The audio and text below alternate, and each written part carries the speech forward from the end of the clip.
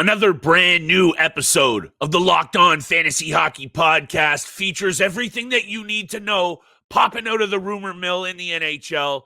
Will Leon Draisaitl sign long-term in Edmonton? And a whole lot more. Thank you so much for joining us.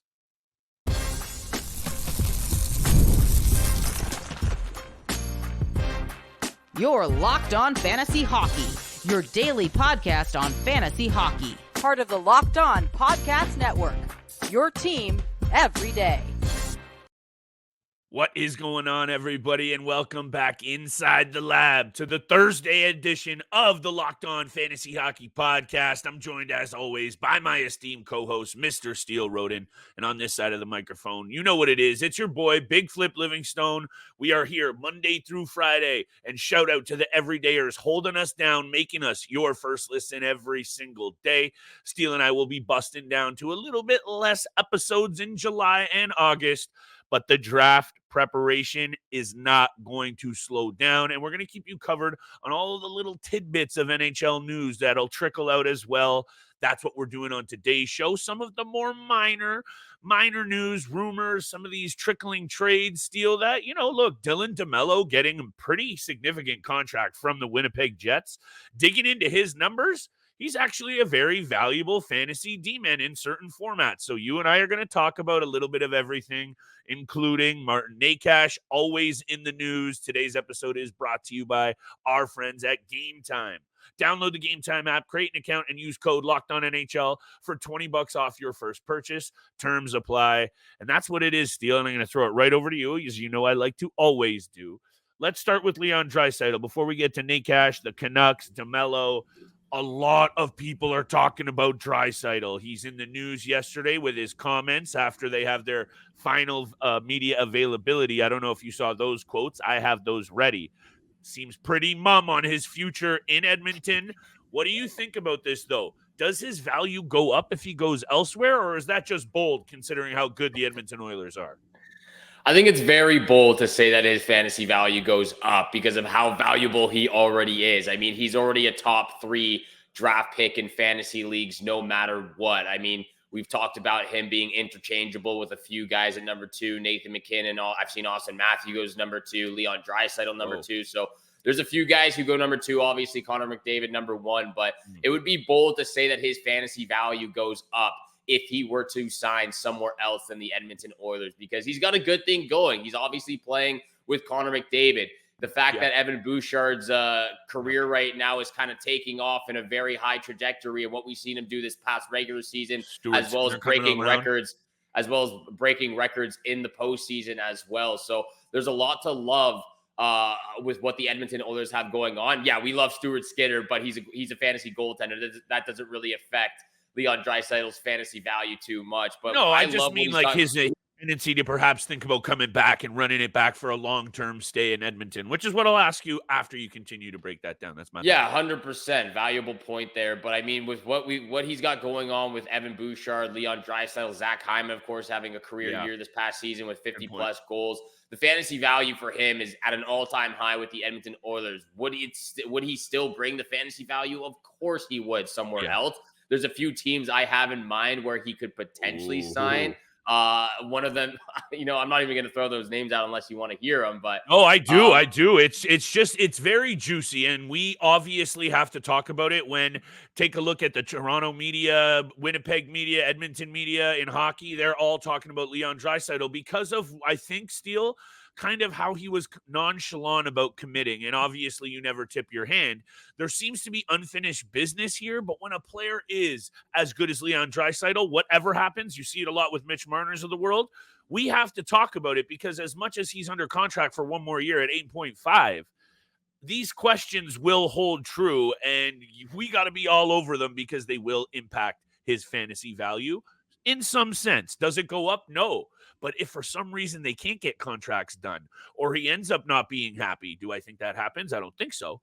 And he does go somewhere else. You can't help but feel that change in scenery and not being with all those awesome players that you just mentioned. Maybe, if anything, if he goes anywhere, his value kind of teeters off somewhat. He's still so good, but these are the angles you got to look at. Yeah, and again, just again, my census of what he's been doing in Edmonton with the guys he's been doing it with. I mean, this is 3 straight years with 40 plus points on the power play. This is 3 straight years of 100 plus points in the regular season. Yeah, he didn't have a great Stanley Cup Finals, maybe due to the injuries that he was dealing with throughout the playoffs. But again, speaking fantasy value wise, it always comes in the regular season. And he's been putting on a dominating performance for the last six fantasy seasons in the NHL. So yeah, if he goes somewhere else, it's in my opinion, his fantasy value is he's still gonna be a top 3, at least top 5 fantasy draft pick in next year's fantasy league. So the comments that he made the other day, 2 weeks ago, he was saying he wants to re-sign, he wants to be in Edmonton. And then right after they lose the Stanley Cup Finals, he comes out and he's speaking about, I need to figure out what I want, what they want.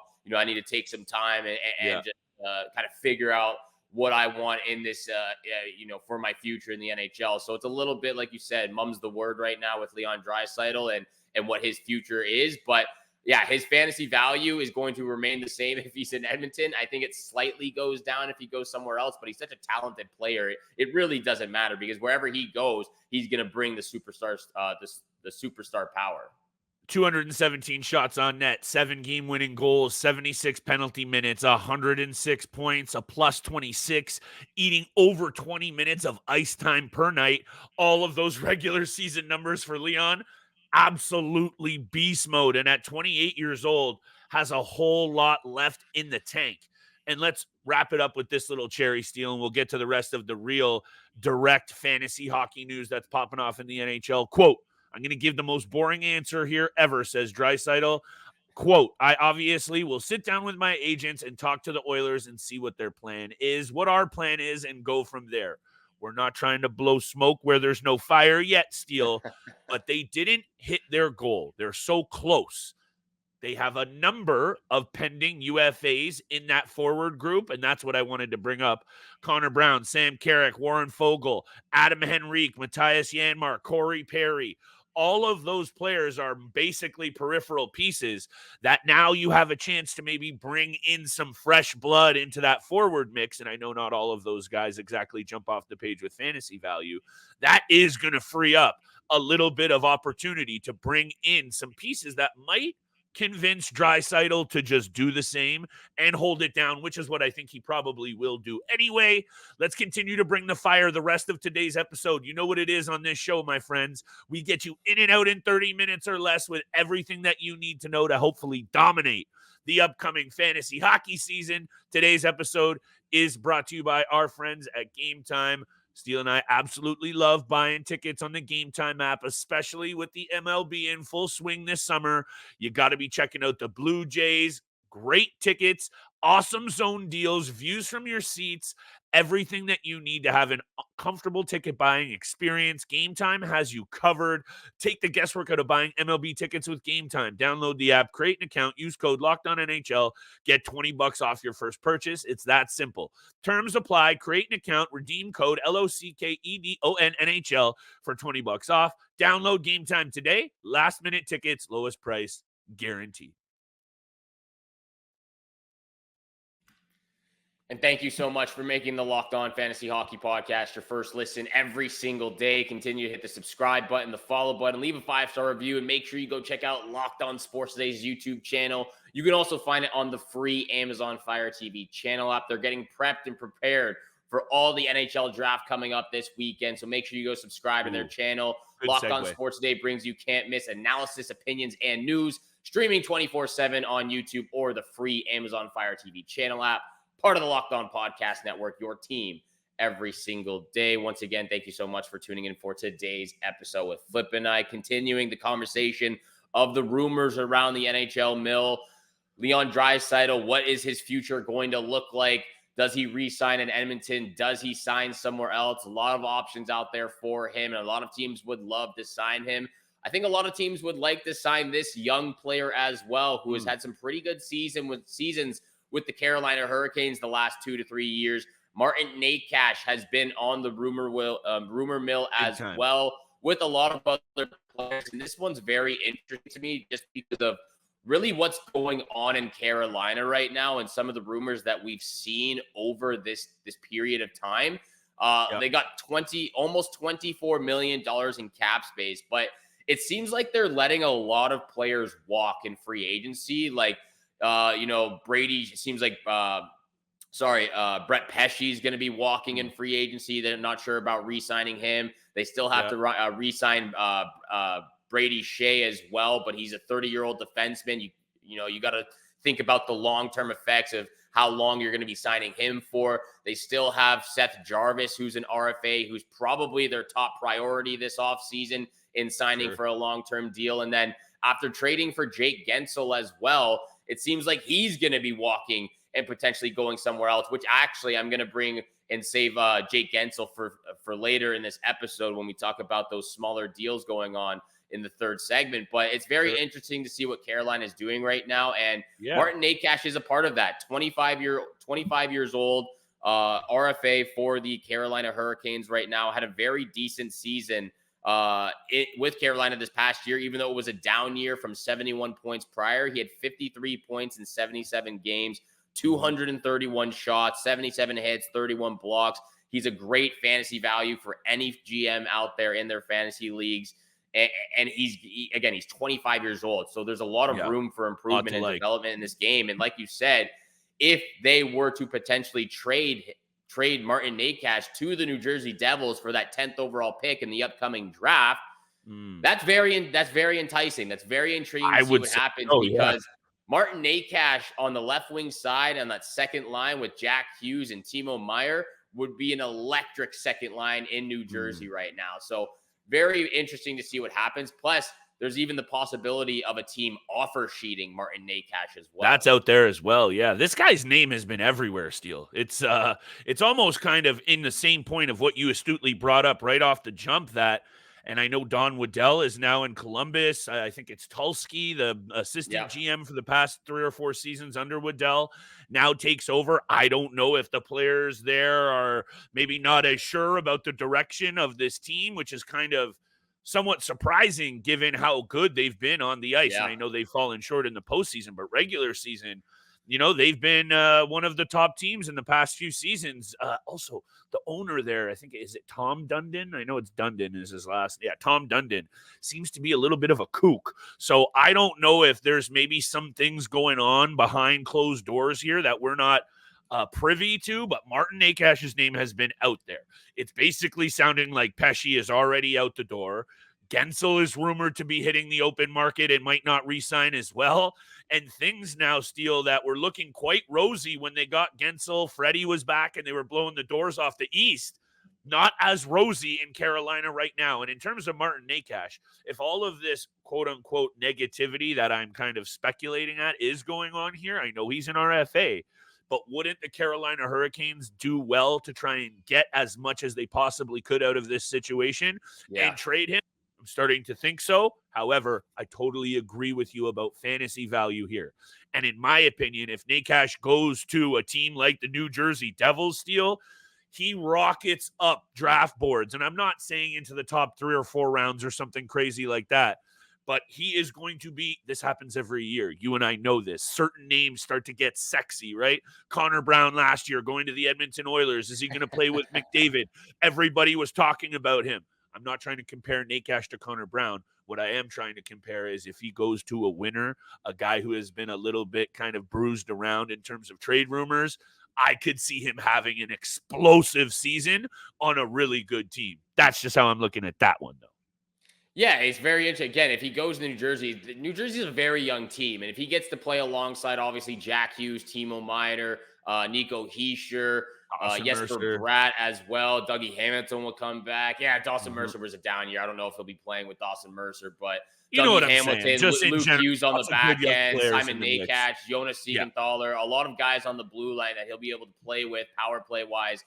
First or second power play unit, but especially that second line and playing with Jack Hughes potentially is going to be very drastic in a positive way for his fantasy value. So it's going to be interesting. I could definitely see an offer sheet come Martin Necas's way, but I think it would be in the best interest for the Carolina Hurricanes to trade him and get as much as possible out of Martin Necas without him just walking away for free. 28 goals, 43 assists in 2023, 2022, 2023. That was obviously a major stepping out season. This year regresses back to the 53-point plateau. I think he's somewhere in the middle in terms of what you can really expect from him on a year in, year out basis. Maybe 60 points, 65 points, which I still think brings a ton of value. He's still young, though. Maybe he can return to 70 or more points if he's in the right situation. All of those questions, Yes, Steele, you and I will try to answer as we push closer to the fantasy draft season, which you and I will have y'all covered with everything that you need to know, and we mean it. Once this free agency window opens, Steele and I are going to be in the lab breaking it all down for you. We got some fresh content ideas coming on your way, new segments, special guests. It's going to be an awesome summer. Steele, why don't you show some love to our fans, and then we will wrap up this bad boy with a little look to the Western Canadian teams. Yeah, a lot going on with the Winnipeg Jets as well as the Vancouver Canucks. A pretty decent trade, actually, going back to Chicago. The Vancouver Canucks freeing up some cap space with this trade. I'm alluding to it because we'll mention it right after the break. Got to show some love to all the fans out there. But first, thank you so much for making the Locked On Fantasy Hockey Podcast your first listen every single day. Continue to hit the subscribe, the follow button, leave a 5-star review.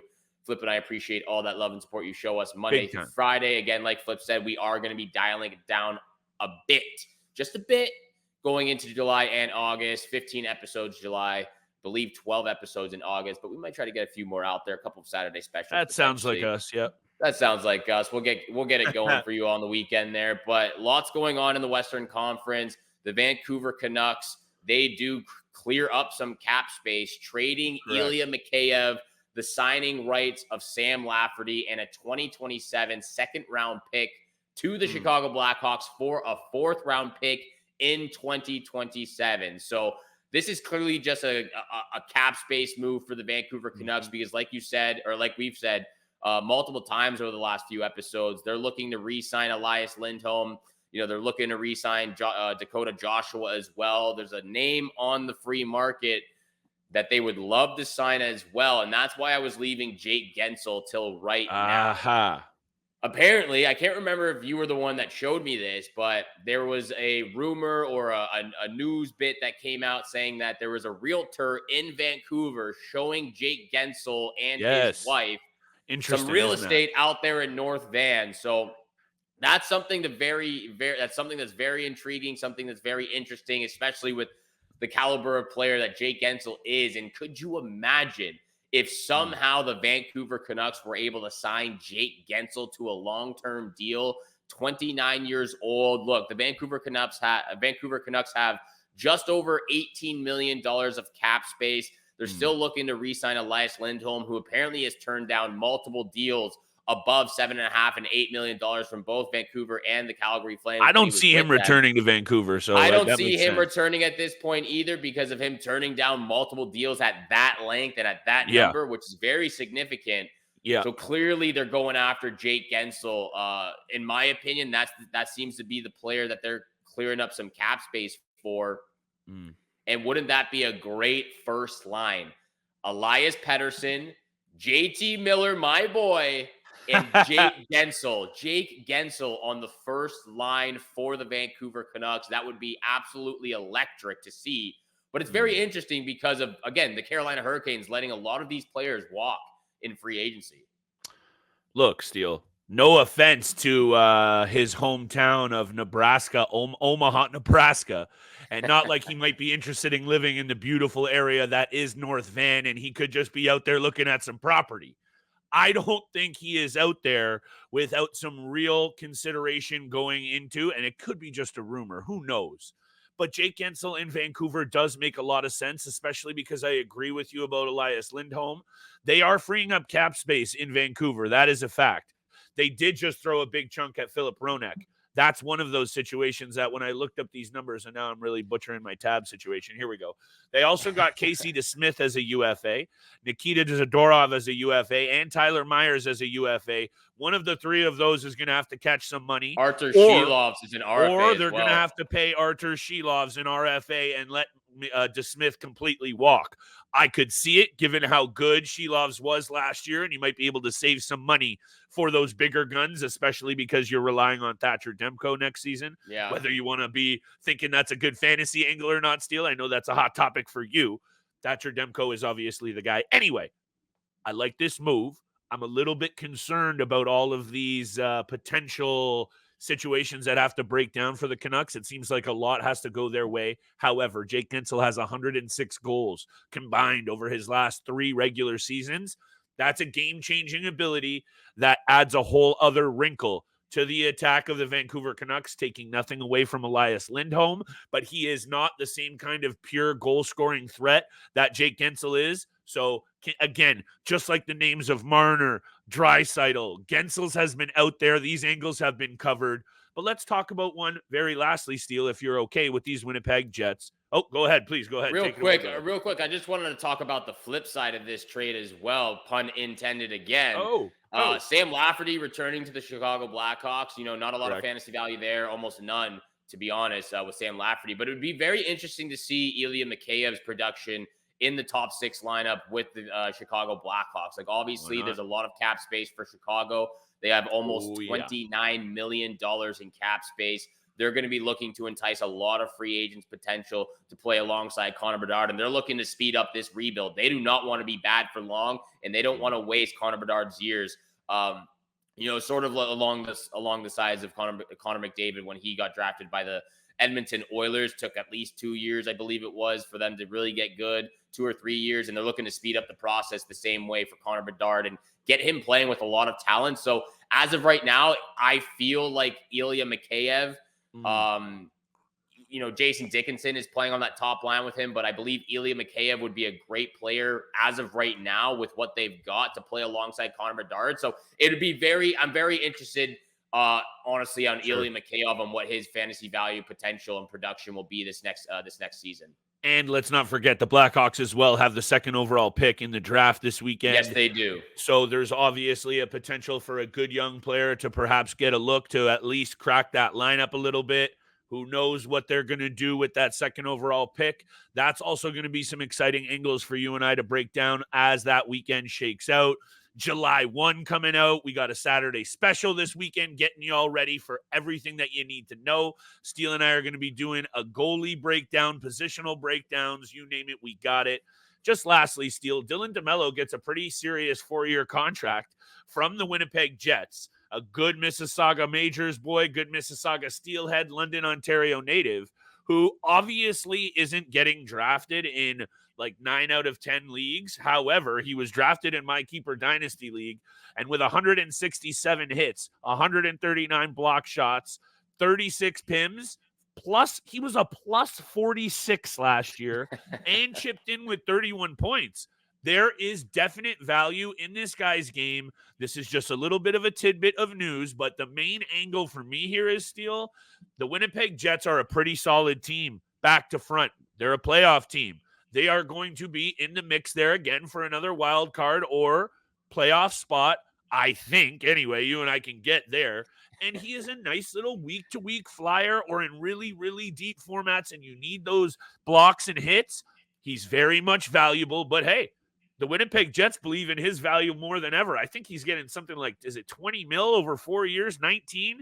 He's getting 4.9, paid. yeah, 4.9 million over the next 4 years. So just there we go. I just wanted to come on and bring up the news and just say that he is next year. You're looking for hits and blocks on a week-to-week ad. The Winnipeg Jets have a good schedule out west, beating up on some of those really bad teams in the Blackhawks, Anaheim Ducks, and San Jose Sharks. They play those teams. Dylan DeMelo's probably got 15 hits over those 3 games. So that's all I wanted to say about that. Gotta love the peripheral statistics from Dylan DeMelo. Also, can't forget a career high 31 points this last year. I know it's not much, but he was chipping in offensively. Like you said, he's got the penalty minutes. They were a little bit down this year, but 36 is still okay. And then, yeah, the peripheral stats, especially the blocks and the hits, that's what you're looking for, especially in the latter stages of the fantasy season. When you get to February, March, and you've got a couple of defensemen out of the lineup due to injury, he's definitely a great guy to pick up as a flyer on a week-to-week basis and fill in that position to maximize your games and maximize your pickups during the fantasy season. Those are all the content. Those are all the news for today's episode. We're going to break down a few more episodes over the course of June. One more Saturday special coming at you this weekend. We'll leave that as a surprise for the Saturday special. But yes, first, thank you so much for making the Locked On Fantasy Hockey Podcast your first listen every single day. Make sure you go check out Locked On Sports Today, free on the Amazon Fire TV channel. I'm sorry, I'm struggling to get these words out right now. It's free, It's baby. out there now. It's free. Locked On Sports Today is here for you 24/7, covering the top sports stories of the day with local experts of Locked On, plus the national shows. Make sure you go subscribe to the YouTube channel and check it out on the free Amazon Fire TV channel app. Once again, thank you so much for tuning in for today's episode with Flip and I. Have a great day out there. Good luck with all your bets throughout the summer, and we shall see you back here again on Saturday. Peace.